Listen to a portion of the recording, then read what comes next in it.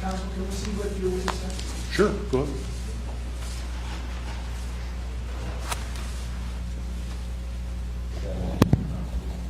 Is this the only copy? No, I got an extra copy, I think. Yeah, this one? Yeah.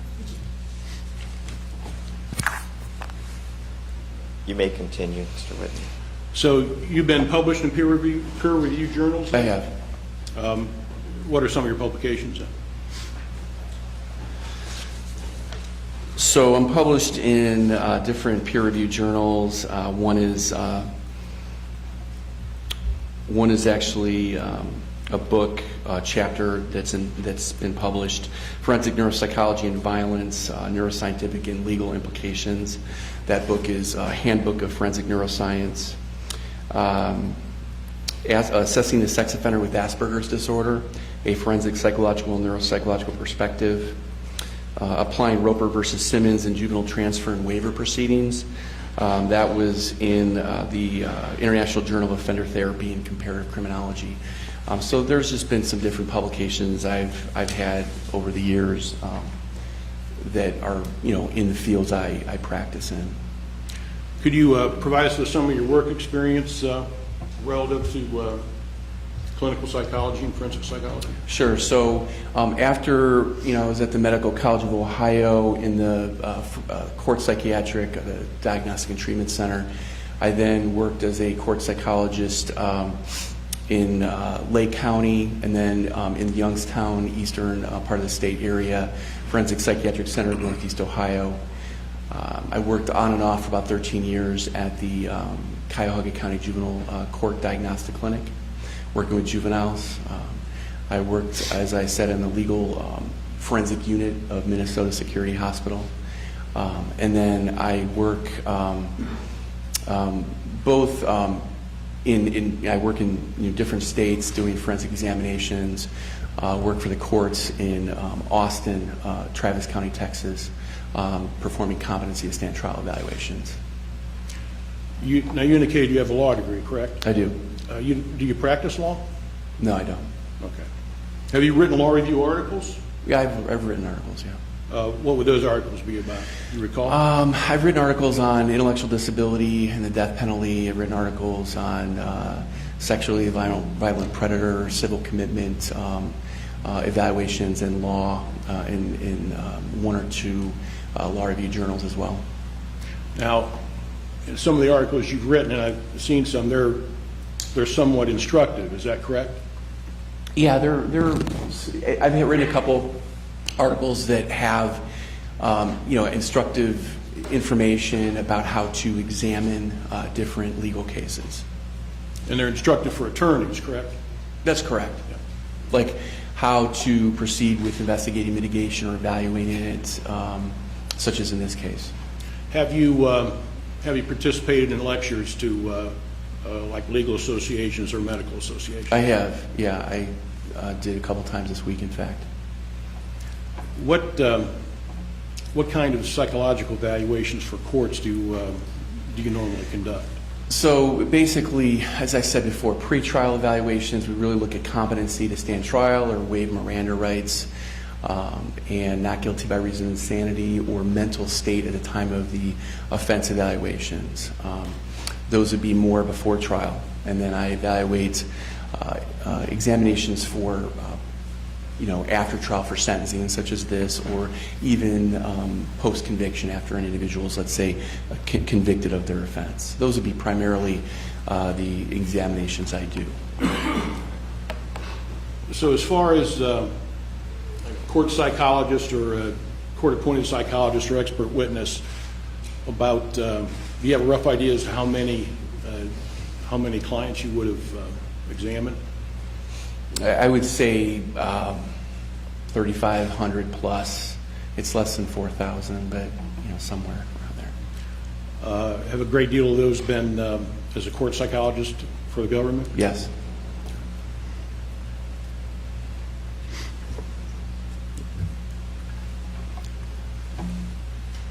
Have you been recognized as an expert in prior legal proceedings? Yes. Do you know about how many times that's happened? Well, appointed thousands, testified no more than 300. in various different courts? Yeah, different states, counties, yeah. Different states and different levels of courts? Yeah, I've been involved with probably 30, 35 states for evaluations, yeah.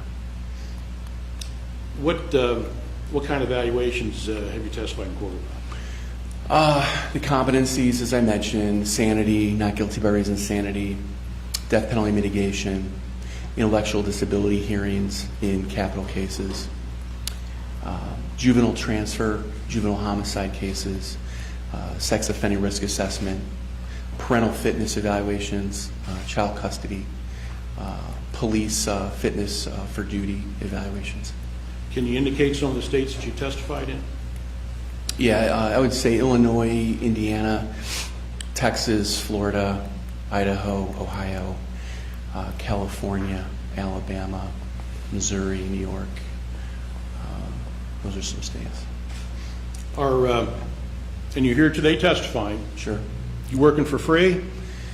No, I'm not. You're not? No. What's your hourly rate usually? 300 per hour. And is this commensurate for an expert in your field with your training experience? It's around that, probably a little low. Approximately how many adult offenders have you examined in your career? Close to 3,000. 3,000? Yeah. Well, close to, there's been civil cases in there, child custody, but most of that would include those offenders. Specifically with individuals charged with murder, about how many of those have you evaluated? 400 plus, no, less than 500. Have you evaluated cases that are both capital cases and not capital cases? That's true, yes. Do you have any idea what kind of numbers those would be? 50-50, probably a little bit more non-capital offenders. Now, how are cases referred to you? Usually, defense lawyers want to know what is going on with their client, their defendant they're representing in serious cases. So that's typically, the source of referral. I've been referred cases by courts and some by prosecutors. Mostly it's been by defense attorneys. They want a thorough workup, and that's what I do. So if Mr. Tennell had asked you in some case to perform a rebuttal examination or to testify in rebuttal, you're open to doing that too? Absolutely, yes. Not that he wants to. What is your job or payment dependent on the outcome of a particular case? No, I don't get invested in the outcome as far as what you all decide to do. I'm here to follow the law of evaluating mitigation in this case. And so that's what I did. And you all have to decide what you think are aggravating and mitigating factors in your decision here. Have you had occasion to tell attorneys something that they don't want to hear? Every week. Pardon? Every week. Every week? Yes. Now, does that hurt your practice any? It has in the past. Yeah, it has in the past, but I mean, I try to be objective and thorough about these cases, and so be it. Now, have you examined individuals for competency to stand trial? Yeah. Have you examined individuals for competency to waive rights? Yes. Have you examined individuals for competency to waive appeal rights on death row? Yes. And have you made determinations as to whether somebody was, or provided testimony as to whether somebody was competent to be executed? Yes, I had a case in Texas several months ago. I recommended that the individual was competent to waive appeals and move forward to execution, yes. Can we assume today that any opinions that you might be offering here today would be offered with a reasonable degree of psychological and neurological certainty? A neuropsychological certainty, yes. Okay. Now, as Mr. Grate's concerned, Shawn Grate's concerned, I am his attorney, correct? You are, yeah. Okay. So I would be his advocate, correct? That's correct. Are you his advocate? Absolutely not. Are you here to justify or excuse what he has done as far as his offenses go? No. All right. How did you first become a consultant in this case? You had contacted me to examine Shawn and had questions as to legal sanity, such as a not guilty by reason of insanity defense and capital mitigation. Okay. What essentially is mitigation to you in your field? Well, it's basically following the law.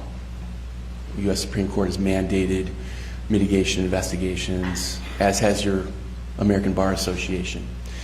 So there's two phases of trial, as you're aware, and one is guilt innocence and one is sentencing. And my understanding of the law is that there needs to be a balance where the background history of the defendant, information about his history, crimes, legal history, mental health history, everything about him needs to be thrown in your lap for you to really digest or analyze and conceptualize, think about as to whether you think there's mitigating to a lessening effect of penalty from death to life without parole. That's also really looking at I guess moral culpability, they say, is whether this is worthy of the ultimate punishment. So I'm here to provide more information about Shawn Grate, his life, my evaluation of him. So that's, I guess, my answer. Have you written articles about mitigation in the past? Yeah, I've written some articles, yeah. Have you written articles in both law review articles and in psychiatric articles? Yeah.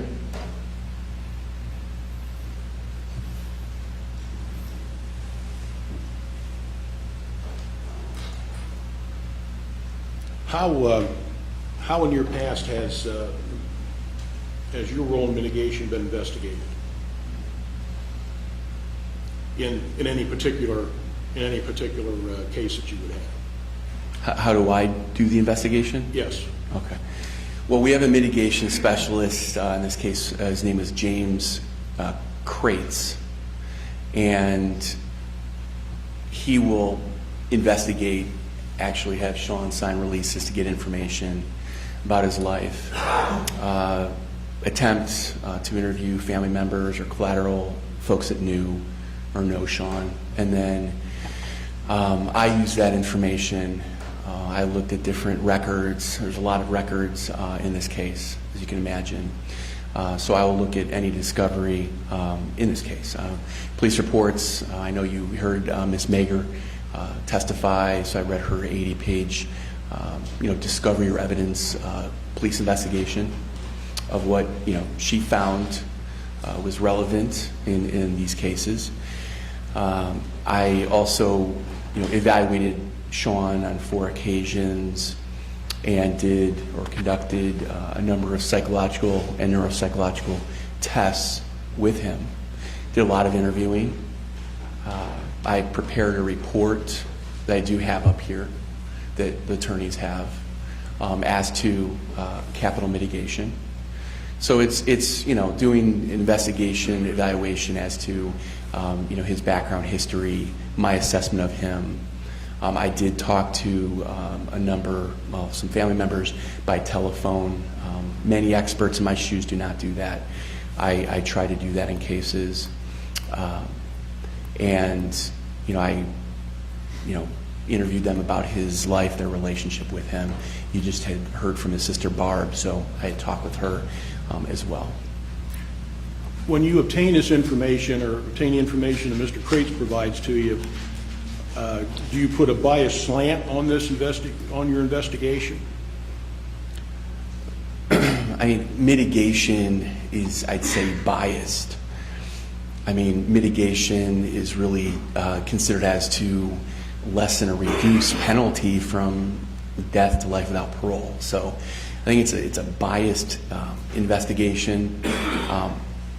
I'm not here to, I wasn't asked to provide aggravating evidence for the states or prosecution. So,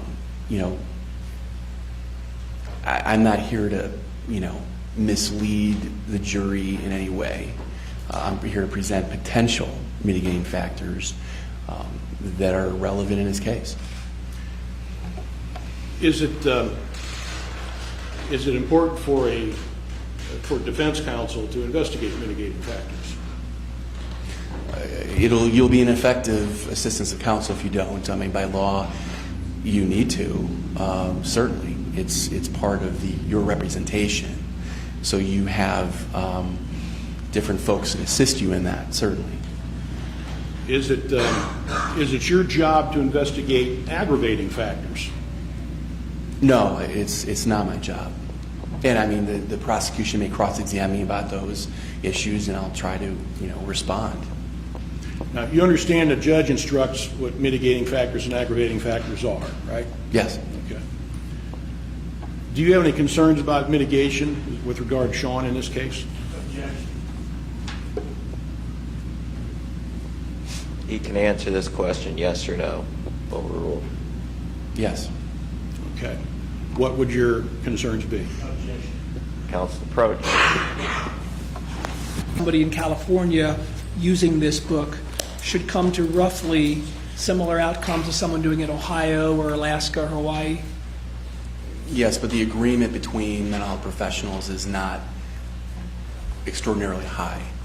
So the agreement is not what the standards are. The disagreement is not what the standards are. The disagreement is whether someone meets certain standards. Is that where the disagreement comes in? I guess how you interpret your symptoms, your evaluation of someone, yes. But all psychologists look at this to find out exactly what they should be looking for before they make a diagnosis. They use it as a guide, yes. Where we left off was up on the screen. We have the list of each of the diagnoses that you presented in your report. Yes. That you discussed at some level during your direct examination. And the one we stopped on was mild neurocognitive disorder due to traumatic brain injury. And I'm going to ask you if you would please be as responsive to my questions as you can narrowly, just for a lot of reasons. If you would, that'd be very helpful. We talked about, your report said that when Shawn Grate was 5 or 6, that he ran his head into a bird bath, right? Yes. And then there was another time that he bumped his head or hit his head while playing with a hammer sometime in that early age range, is right? Yes. Is that true? Doesn't a finding of a mild neurocognitive disorder due to traumatic brain injury require you to have established some benchmark for how Shawn Grate's mind was working before the bird bath bump or the hammer swing? In the text, that's what it says. We don't have a perfect world. We typically do not have data, baseline data. So, and this is somewhat tenuous, this diagnosis, because of certain reasons that I am not able to talk about. So. But my question to you was, the DSM says you're supposed to find that. Isn't that true? It wasn't available. Yeah. And it also says, I'm quoting from the DSM now, the neurocognitive disorder must present immediately after the occurrence of the traumatic brain injury. You, of course, weren't there to diagnose him when he was 4, 5, 6, right? Correct. There would be some potential evidence of a neurodevelopmental disorder due to that head injury or head injuries as well. But nothing in your report found that he was ever hospitalized for this, right? No, that is correct. And nobody ever diagnosed a concussion in what you found. Isn't that true? Right. At the time he was stabbed, I don't think so. He was in a car accident, but I don't recall that. We just don't, there's no evidence in your report. Isn't that a fair way to put it? About There's evidence of self-report and family report, but not medical. Right. Let's go to the next one. We're moving down the list here. All I'm doing is moving to the next title.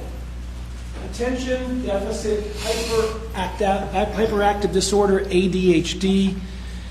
Isn't this the thing that some parents say their kids have when they can't sit still in the classroom? Yes. Didn't teachers back in the day used to call it ants in the pants? Yeah, that's a good way to put it. In fact, isn't that essentially what Sister Barbara said to you in your interview, that he couldn't sit still? He's that very was, restless. You had asked her about ADHD, and her response was he couldn't sit still. Correct. But then you asked her whether she or the family ever went to get Shawn diagnosed with ADHD, and she said that there was never any sort of diagnosis. Isn't that right? I'd have to look at my notes here. I'll believe you with what you're saying. Okay. I don't believe Shawn ever had a formal evaluation for ADHD, and it's a neurodevelopmental disorder. We can agree that he never had an official evaluation, at least based on your report. Doesn't the DSM require the person who's diagnosing ADHD to list exact symptoms and when they occurred and over how many symptoms occurred over, for example, 6 months? Isn't that part of the DSM diagnosis for ADHD? ADHD is a developmental disorder, and I could not do that with Shawn because I didn't see him after Again, I'm age going to please ask you to be responsive to my question. Isn't it true the DSM says you must find that to diagnose ADHD? When you're evaluating a youth because it's assessed and diagnosed in childhood, I could not do that with him. I hear you. I heard you said that you can't do it. You raised an interesting point. The DSM criteria B actually requires the diagnosis to have occurred before the person turned 12 years old. Isn't that exactly what the DSM says? Yeah. And so it would be fair to say that you cannot diagnose ADHD per the DSM unless he's evaluated before age 12. I did so with family report. So I still believe he has it, and his current neuropsychological testing was consistent. So You're doing it 30 years later by secondhand reports, right? I am, yeah. Now, you specifically asked Barbara, the sister, whether she knew of any diagnosis. We mentioned earlier that she didn't. So with no diagnosis, you made a kind of after-the-fact diagnosis, and that's why it's in the report. Is that fair? No. You didn't make the diagnosis after the fact of childhood? It's not fair. It's not fair? Yeah. Well, there's a lot of things that are not fair, but is it correct? No. Tell me how it's not correct Well, that you made a diagnosis after childhood. I examined him, and the self-report or the report by mother and sister and his testing results, especially with areas of impairment in working memory, raised concerns enough for me to diagnose that. And if it's called unspecified or other specified neurodevelopmental disorder with traits of ADHD, I won't argue with you on that. You said you did some testing on this area, right? You did what's called the CAT-5 test. Yes. On your report of the clinical index, you reported him in the normal range. Isn't that right? Yeah. Normal means someone without ADHD for that particular test. And let me say that in order That's to a have yes an or no, ADHD Doctor. Answer the question Is posed. that a yes or no? What's the question? I'm happy to say it It again. was in the normal range, yes. And normal for that test means the person does not have ADHD. Shawn did not endorse significant symptoms of ADHD. You also administered something called Winder-Utah rating scale, which is another thing that the psychologists use to determine ADHD, right? Yes. And in your report, you wrote, I'm quoting here, he would be Shawn Grate, he missed the threshold for a clinical diagnosis based on the author's instruction. What does missing the threshold mean? If not, he doesn't have it. That is one test of attention. The DSM-5 does not require any tests to assess for ADHD. Right. It requires So- a doctor before 12 to look at it, doesn't it? Yeah, we don't always have that in these cases. But I was just responding to your DSM. Let me ask you this. You also tested him with something called the CPT-3, Yes. the Connors Continuous Performance Test, number 3. Yes. In your report of his findings, you listed the word average 4 different times. And isn't each time you said average in the results, average means no ADHD? They're symptoms. That test is a continuous performance test that examines sustained visual attention. So he had average marks in most of that test, and then he had some inconsistent response times. So there is potentially processing speed issues. Let's look at the next diagnosis up on your list. We're down to the last two. Cannabis use disorder. What is cannabis? I think marijuana. Would the average person maybe call this dude likes to smoke pot a lot disorder? Yeah, if it interferes with their life functioning, I would agree. It is listed in the DSM. There is something called cannabis use disorder, isn't that right? Yes. Doesn't the DSM require the doctor who's diagnosing that to make specific findings of whether it's mild, moderate, or severe? Isn't that true? Yeah, I said it was mild. Well, you actually didn't say any of those indications, did you? You didn't make a specification, No, I did you? did. It's later in the report. It requires you to look at different symptoms. That's how we get to mild, moderate, severe. How many symptoms Sure. does he have?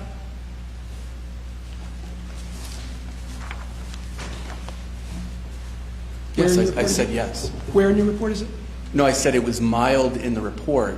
I went through symptoms when I was interviewing him. Right, I did would- not think it was moderate or severe. And let's look at the last one here. This is the last one we listed as a diagnosis Yes. for Shawn Grate. I won't read it because it's up there and everybody can read for themselves. It's fair to say this is kind of a catch-all, almost like a junk drawer of odd and end traits or symptoms that didn't quite add up to one particular disorder. I think that was an easy way to conceptualize this, yes. None of those traits on their own guarantees that someone is going to be a violent killer, does them? No. Lots of people with those traits lead perfectly law-abiding lives, right? That's speculative. I'm asking you to speculate. You're an expert opinion. You know more about this than I do or we do, so tell me, lots of people with those symptoms don't commit murders. Isn't that true? Just with the bottom line or everything together? I'm looking at the bottom line. We're talking about what I call the junk drawer of odd and end traits that don't add up to any individual disorder. They're commonly seen in cases of violence and murder. But I cannot predict that one has these symptoms leads exactly to this type of crime, no. Earlier during your direct examination with defense counsel, you indicated that you're not an advocate for Shawn Grate, right? Correct. But you work very closely most of the time with people who are certainly advocates for defendants in capital murder cases, true? That is true. In fact, in 2009, in the Journal of Forensic Psychology Practice, didn't you write an article that is used by lots of capital defense lawyers called Mitigating Murder at Capital Sentencing?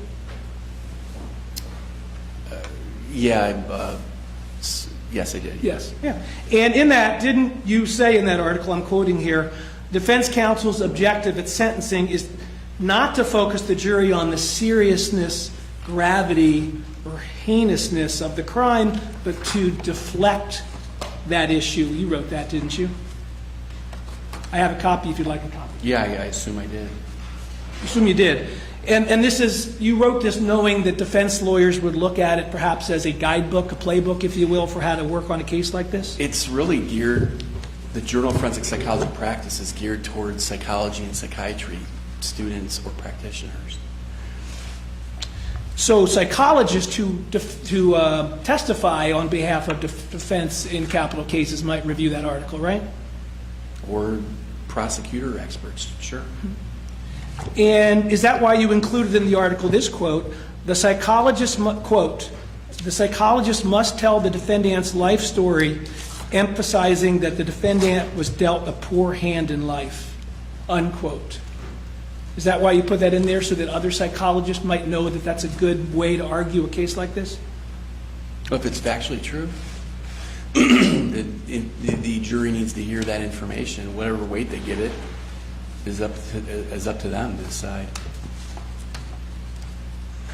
Didn't you also say in that article, quote, it is imperative to humanize the defendant and develop sympathy towards the defendant in the jury's eyes, unquote? And I corrected, yes I did, and I corrected that on a recent book chapter where Boyd v. California, U.S. Supreme Court says not to instruct on sympathy, and I mentioned that. And I think it's more of an empathy and understanding rather than any type of sympathy. I was listening carefully to your direct, Doctor. You said that it's your job to provide the jury and the court with good information so there could be a good decision made. Is that right? That's what I try to do. And you try to be truthful and present information, whether it's good or bad, for the defendant, just truthful information? Yes, I do. Sometimes you wind up putting something in a report that might not help the defendant in a case. Is that true? I put a lot of them in this report, yes. But you do it because it's the right thing to do, to put in, no matter where it falls, you're going to put it in if it's true. I try to. Some cases I've had lawyers instruct me not to, and I don't like doing that. Yeah, I hear that. Now, that's fair. No, I'm presuming that you had that intent in mind when you included on page 36. Let me ask the question this way. Was your duty to tell the truth on your mind when on page 36 you included this statement from Shawn Grate in your report? Quote, "I guess I'm ready to go ahead and get my lethal injection." Unquote. Did you put it in there because you felt you had to be honest and list in the report that he said that? That's what he said. I mean, it's in my report. No further questions on cross, Judge? Redirect, Mr. Whitney.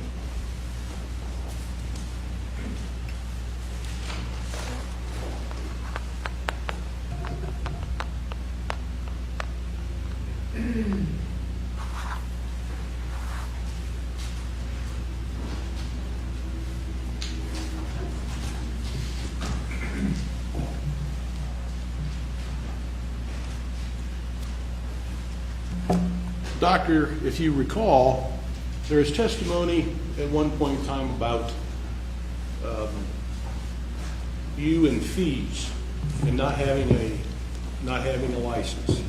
You recall that? Yeah. All right. Are you licensed in the state of Ohio? Yeah, and about half dozen other states, yes. So you're licensed in many states? Yes. All right. When you mentioned fees, were you talking about not getting paid? No. All right. What fees were you talking about? When I first got licensed in 2000, we paid a fee in order to get licensed and take the licensing exam.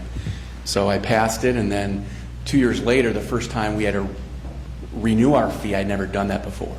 And there was a mix-up in HR in my court psychiatric clinic, and the fee wasn't paid, so it lapsed. And so the board wrote me a letter saying we need your fee paid. So I paid it. What is this fee? Like a $100 registration fee or something? No, it's actually like $800 now every other year for 2 years, biennial, to be licensed. So I pay that in a number of different states. Are you aware of any other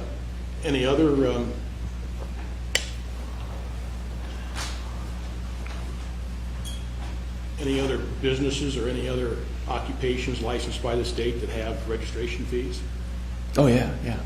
I know doctors, MDs, and lawyers that forgot their fee, or they didn't do their continuing education.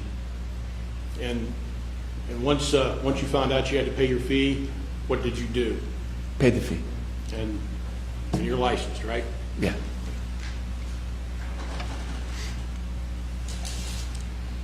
Do you recall how many tests you performed on Shawn?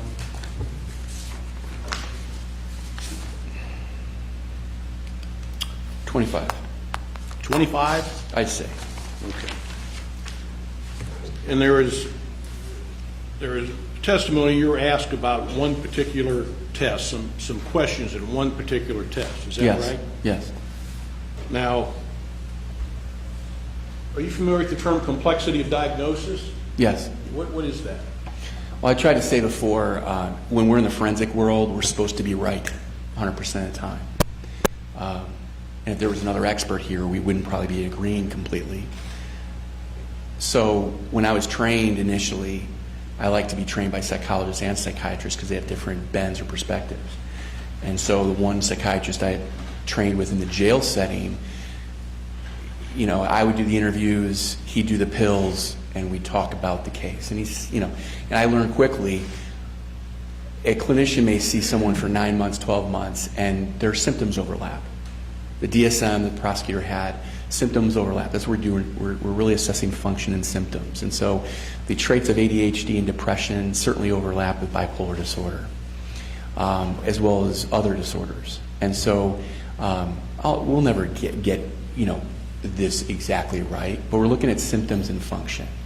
And that's what I'm concerned about. So we can quibble about diagnosis, but the complexity of that human being there who has, of course, done a lot of bad things is very difficult and arduous task to perfectly diagnose. There'll never be the perfect examination. But I spent quite a bit of time and dug deep enough to come up with diagnoses that both sides like, that both sides can pick apart or agree with. So, bottom line is he's very impaired. When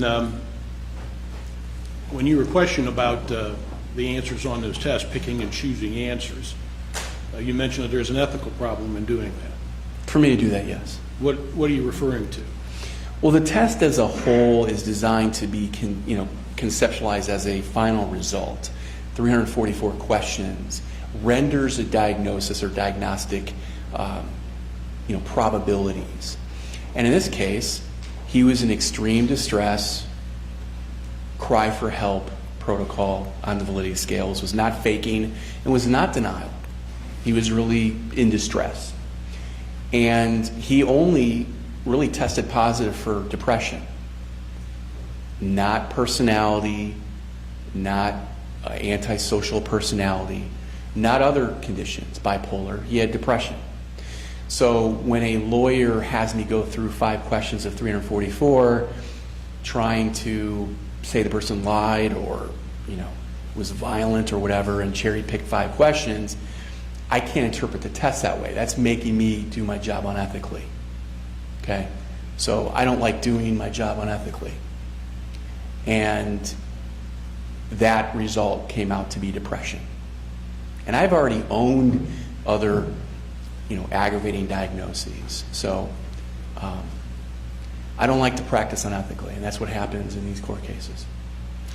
Did, when you reviewed with the prosecutor all the different diagnoses that you made, did there come any point during cross-examination where it's time to reassess any of those diagnoses? No, I've been clear with this jury and this court that I've not been given all the information I need to fully evaluate this man. And so I did the best I could. Just a minute. Counsel Croce.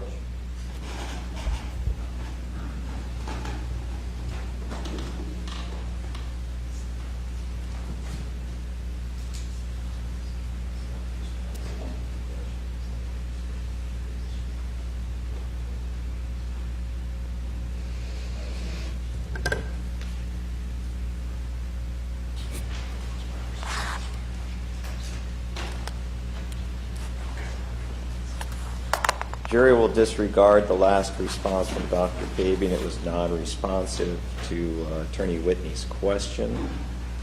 You may continue, Attorney Whitney. Dr. Fabian, on the basis of the cross-examination that you just had, when the state went through every one of your diagnoses, is there anything from the conversation you had with the prosecutor that would cause you to alter any of your diagnosis? Absolutely not. Your diagnosis, as you finished up the direct examination, those diagnoses still stand, right? Yes, absolutely.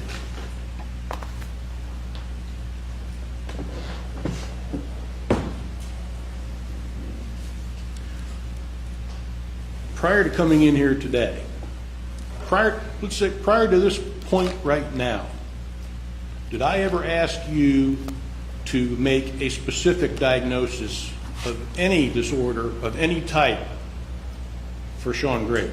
Absolutely not. Prior to this point right now, did my dad have any contact with you and ask you to make a specific diagnosis of any type?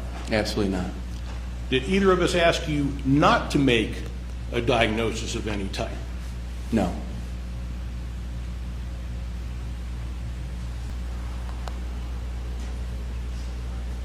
Thank you, Judge. Thank you, Dr. Fabian. You're excused. Thank you. Thank you for your service.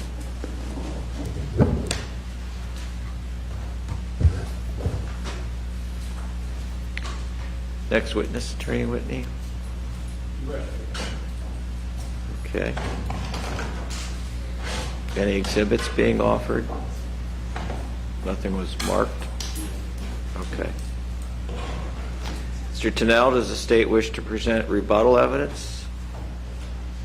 I don't believe so, Your Honor. Okay. And does Mr. Grate wish to make a statement, sworn or unsworn?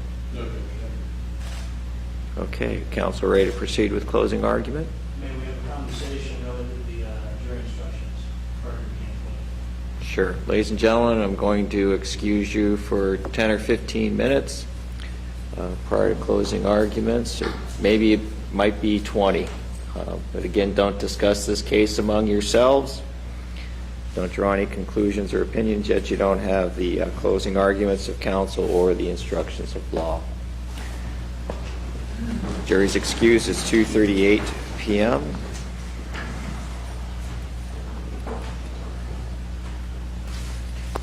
Record should reflect that all jurors have vacated the courtroom. So let's talk the jury charge. I revised a draft and sent it to counsel yesterday, and one of the things I have a question about are, mine start with paragraph 8 in the mitigating factors that I'm going to charge the jury on.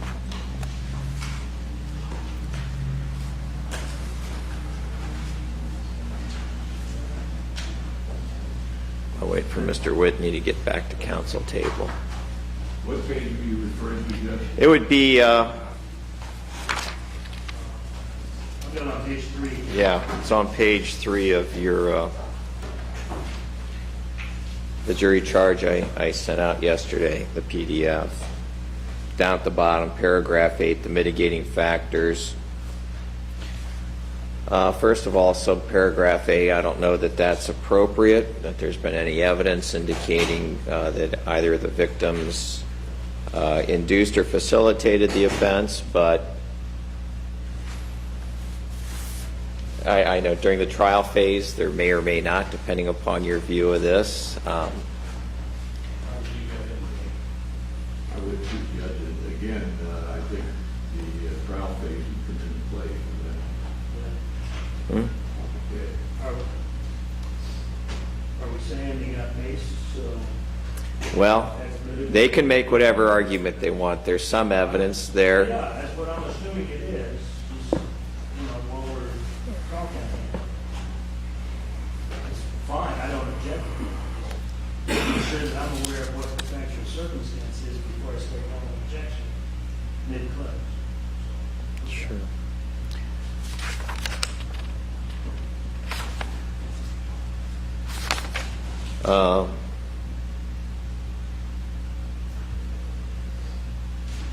B, staying in.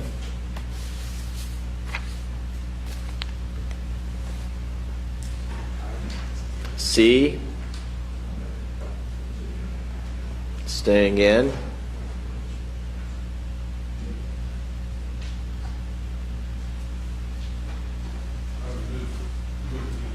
Huh? You're asking me to remove B? Any objection from the state? No, sir. Okay, B is out. That, I believe removes paragraph 9 as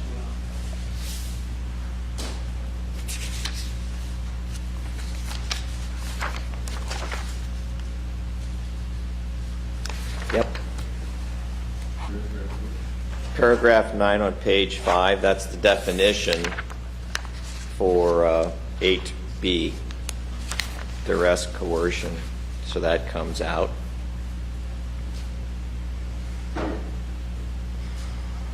C is in Charlie.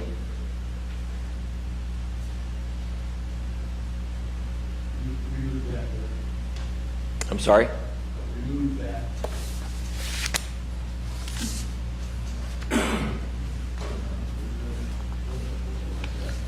Judges, lacks substantial capacity to conform his conduct to the requirements of the law. Isn't that what we just heard a bunch of testimony about? No? No, sir. And in fact, Dr. Fabian in his report indicates all of his testimony is under number 7, which is G. Okay. And there's been no foundation laid on their last witness. Okay. Then C comes out. I'm assuming D comes out. The youth of the defendant, I don't believe that's applicable. The defendant's lack of a significant history of prior criminal convictions and delinquency adjudications, there's been no evidence presented as to that. And I've actually got that. Well, I happened to see the preview of Attorney Weaver's exhibit from Dr. Fabian's report, and obviously, yeah, that would be rebuttable. That's where our conversation was. We're not offering this. Okay. F comes out because the state's asserting that he was the principal offender, and I saw nothing in the evidence to suggest he was not the principal offender. So that leaves us just with G.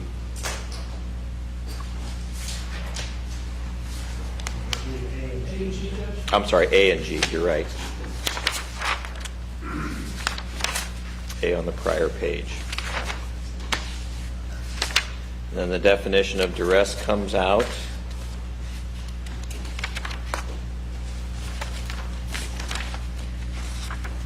There were some modifications in the last draft on your page 7 where I specifically identified which evidence is included and not included in terms of the trial phase testimony or witnesses.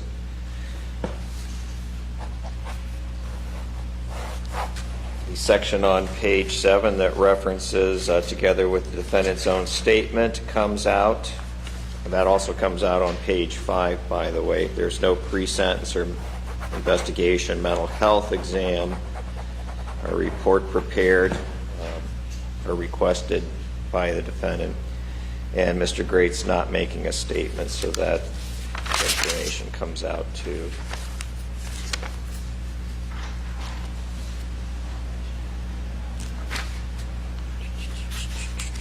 We have the list of exhibits, because I'm planning on, once I redraft this, again giving each juror a copy of the charge so they can read along.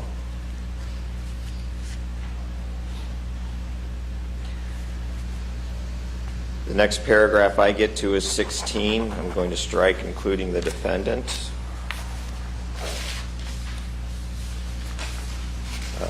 Paragraph 17 comes out. Paragraph 18 stays.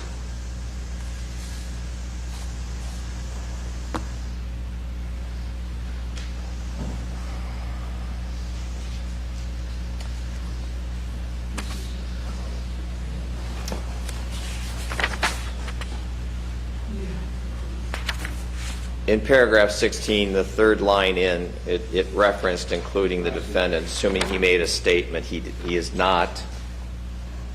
And that's why paragraph 17 comes out, because he isn't making a statement. Paragraph 20, hypothetical questions. I think it can stay in unless both parties agree that it can come out.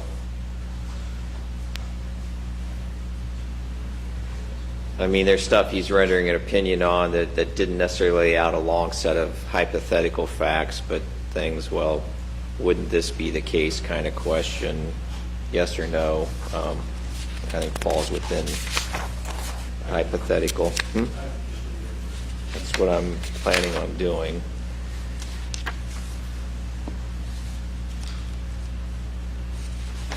And those are the things that jump out at me right now. Judge, we only have one additional spot. It's back on page 3. Yeah. Under count 7, B. It'll be the last part of that sentence. That last sentence there in B is actually the last two sentences is language I added. Yep. I like the first sentence, and thinking was if we just stopped before the and in the second, it is a single aggravating circumstance. Just wondering about describing or telling the jury weight, same weight, whatever, since they can assign no weight or whatever weight they want to it. I think True. it suffices to just say it's a single aggravating circumstance. It still gets the point across. It's, Yes. And that's the only other place we saw. Judge, can you have Law&Crime, can I put something on the record? sure. As soon as we're done here, just before you roll into the next item, we're done with your instructions. You can give them like that. I'm sorry, run that by me As soon again. as you're done, as soon as we're Oh. done with your instructions, I'm just going to ask you for a brief moment to make a record or something. Sure.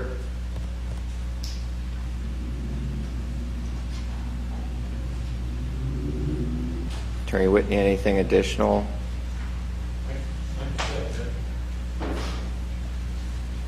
Okay. Attorney Weaver, you want to make a record?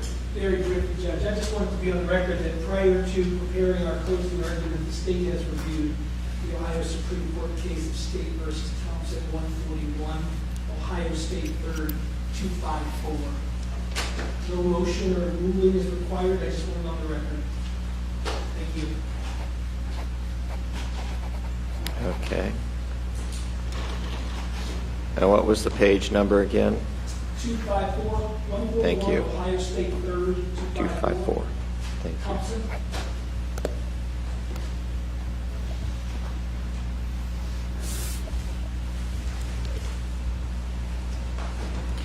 Okay, if there's nothing further, gentlemen, I'll make revisions to the jury charge and distribute copies of those. We'll make copies